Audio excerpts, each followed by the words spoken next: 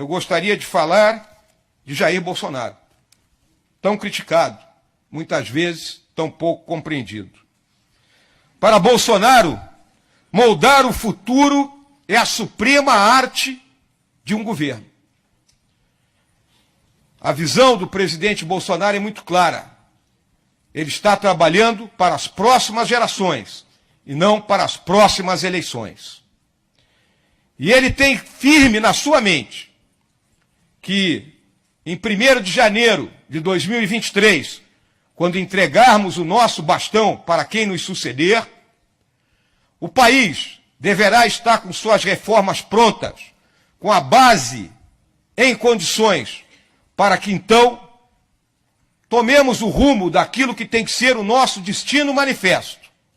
E mais ainda, que o nosso país viva as 4 liberdades que um dia um ex-presidente desta grande nação americana, em seu discurso do State of the Union do ano de 1940, falo de Franklin Delano Roosevelt, assim expressou, que no nosso país a liberdade de expressão, a liberdade de religião, a liberdade de não ser submetido à vontade de ninguém e a liberdade de não ser medo vigorem sempre. Muito obrigado.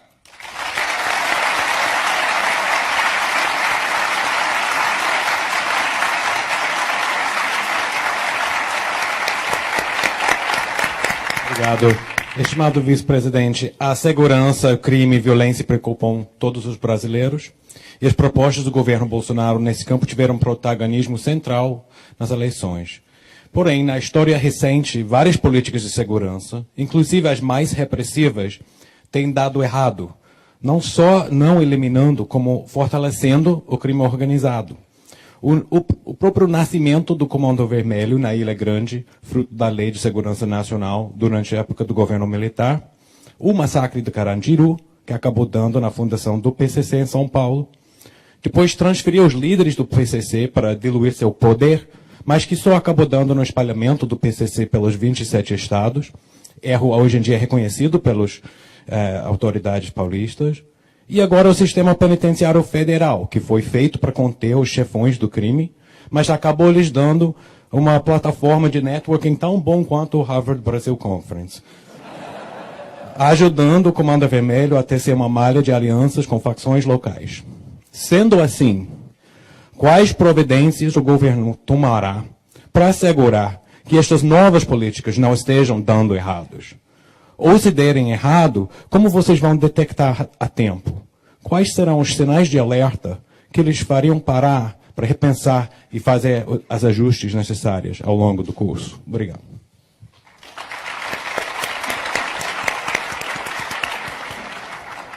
Bom, a questão da segurança pública é um problema que aflige a todos os cidadãos brasileiros, né, de qualquer classe social.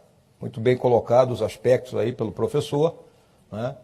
Nós temos grupos organizados, que eu chamo de narco-quadrilhas, né, já quase agindo como se fosse uma guerrilha dentro do nosso país. Temos áreas dentro das nossas grandes cidades que a gente pode considerar que são áreas liberadas, né, onde o Estado, para entrar lá dentro, ele tem que entrar em força, né, tem que usar toda a violência, né, que não deveria acontecer para isso. Então, eu, durante a minha apresentação, eu toquei exatamente nesses aspectos que nós consideramos prioritários. Eu vou começar pelo último. Se nós não tivermos um trabalho consistente, permanente e vigoroso na área social, nós não vamos resolver esse problema nunca.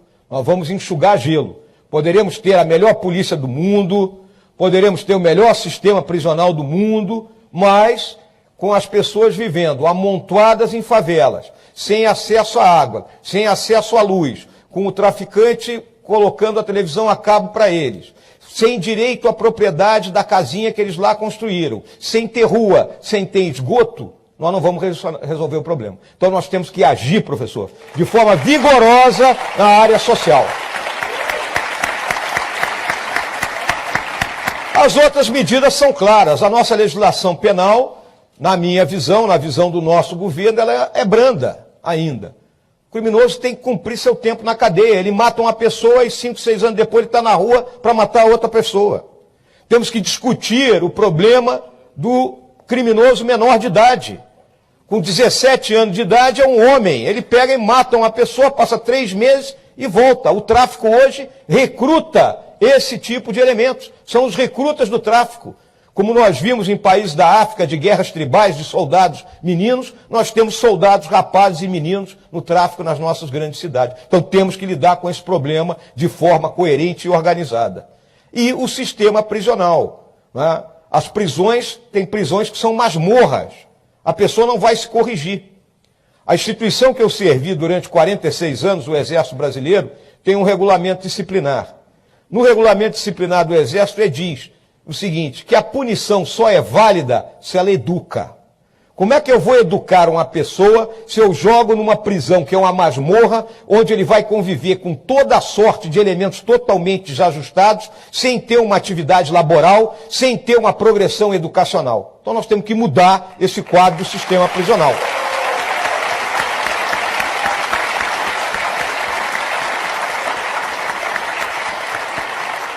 E o trabalho, obviamente, da polícia. A nossa polícia, ela vive o pior dos mundos, senhoras e senhores. Porque se ela age como polícia, ela é condenada. E se ela cruza os braços, ela também é condenada. Então nós temos que melhorar a capacidade operacional, em termos de inteligência, equipamentos modernos, e a capacidade tática de saber agir nessas situações e só ir ao confronto quando ele for simplesmente inevitável. Então são essas as atividades que nós temos que fazer, são atividades que são responsabilidade inicial dos nossos estados, mas o governo federal vem trabalhando em conjunto. Está aqui o meu amigo, dileto amigo, governador Witzel, né, onde nós estamos buscando as soluções para que o nosso Rio de Janeiro realmente volte a ser a cidade maravilhosa.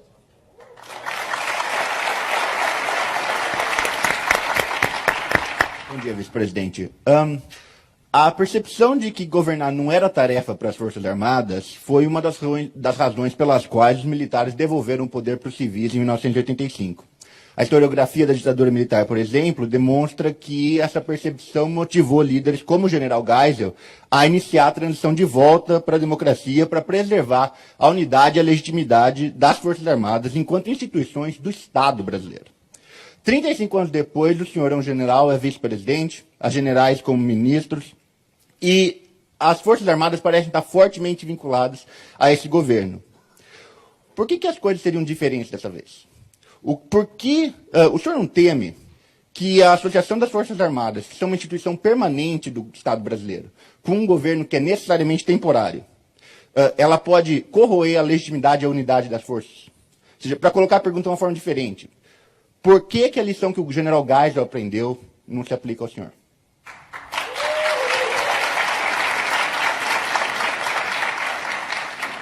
Bom, vamos olhar o seguinte, o general Geisel não foi eleito, eu fui.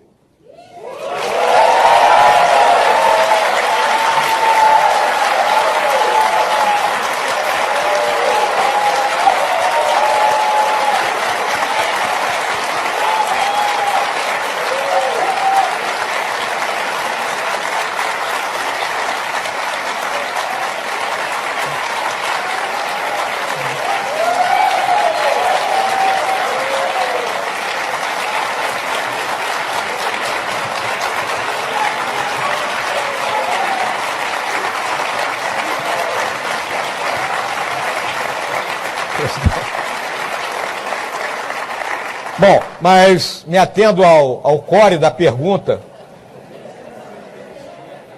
As Forças Armadas não estão no poder. As Forças Armadas continuam com a sua missão constitucional, cada uma com seu comandante. A missão constitucional, eu lembro sempre, defesa da pátria, garantia dos poderes constitucionais e, por iniciativa de qualquer um desses, garantia da lei e da ordem. O que ocorre? 2 militares foram eleitos. O presidente Bolsonaro, 30 anos fora das Forças Armadas, ele é um político, mais político do que um militar. Mas carrega dentro de si, obviamente, toda aquela formação que nós tivemos. Durante algum tempo ele buscou, nos quadros políticos, um parceiro para a candidatura dele. Problemas que ocorreram levaram que na 1/10ª hora ele me convocasse para essa missão. Tá? Positivo, é assim que funciona a coisa. Né? Na hora da gente governar, nós buscamos os melhores quadros.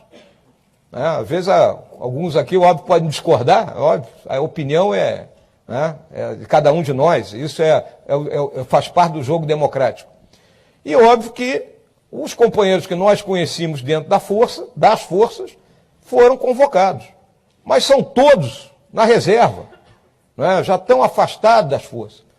Agora, concordo plenamente com a parte do que você colocou. Se o nosso governo falhar, errar demais, porque todo mundo erra, mas se errar demais, não entregar o que está prometendo, essa conta irá para as Forças Armadas.